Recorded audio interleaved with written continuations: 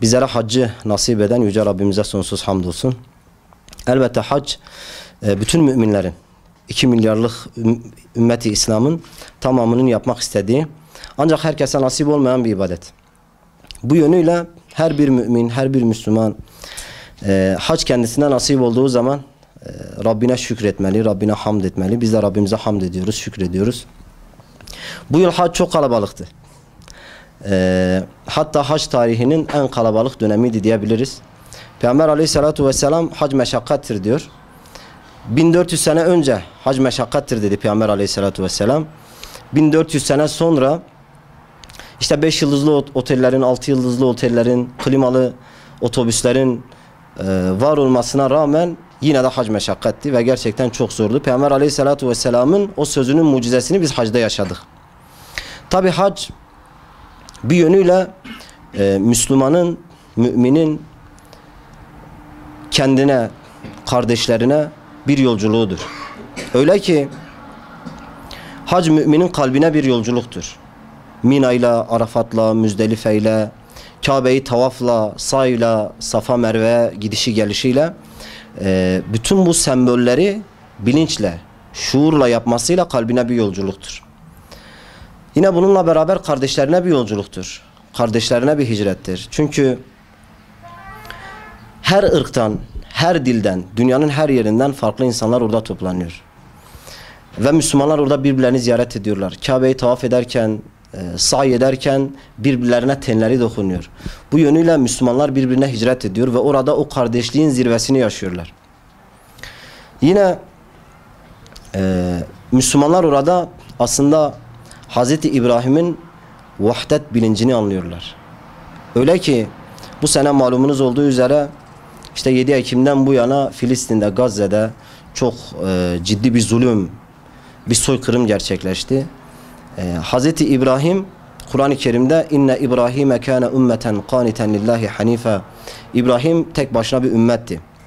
Onu ümmet yapan yine başka bir ayet-i kerimede inne İbrahime le halimun evvahum munib. İbrahim gerçekten çok halim, çok yumuşak huylu ve dertli biriydi, içi yanık biriydi. Hz. İbrahim'i tek başına bir ümmet yapan da işte o halim olması, içi yanık olması, yani dertli olması. İşte oraya gelen Müslümanlar aslında bir şekilde mahşerin provasını yaşadık. Arafat'ta Filistinli kardeşlerimize, Gazze'li kardeşlerimize hem Arafat'ta hem tavafta, sayda onlara dua ettik. Rabbim inşallah onları da bu zulümden, bu sıkıntıdan kurtarsın, muzaffer eylesin. Bedir'de Müslümanlara muzafferiyet nasip ettiği gibi orada da onlara nasip etsin inşallah. Hac bütün menasikiyle, bütün ibadetleriyle elbette bir semboldür ve her bir sembolün de çok derin manaları var. O manalarla, o bilinçle, o şuurla yapılınca hac bir şeyler ifade ediyor. Müslümanın kalbine, müminin kalbine iniyor. İşte Arafat'ta mesela ihrama girdik. İhramla bütün rozetlerimiz, bütün zenginliğimiz, her şeyimiz ortadan kalktı. Hepimiz eşit statüye girdik. Aynen mahşerde bütün Müslümanların aynı statüye gelmesi gibi. Oradan Müzdelife'ye aktık.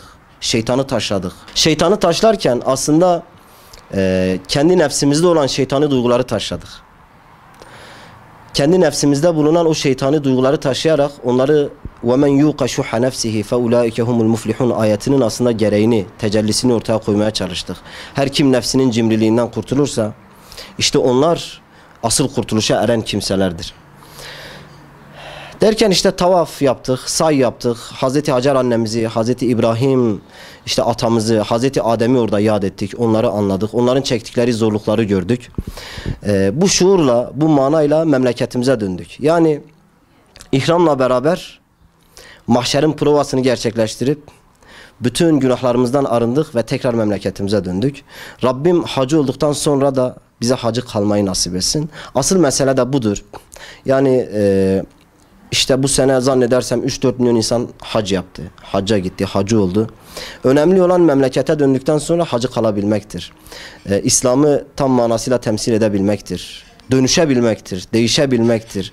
Eğer hac mümini değiştirmiyorsa, dönüştürmüyorsa, hacca gitmeden önceki halinde bir değişiklik yoksa o haccın zannedersen pek de kabul olmadığını gösterir.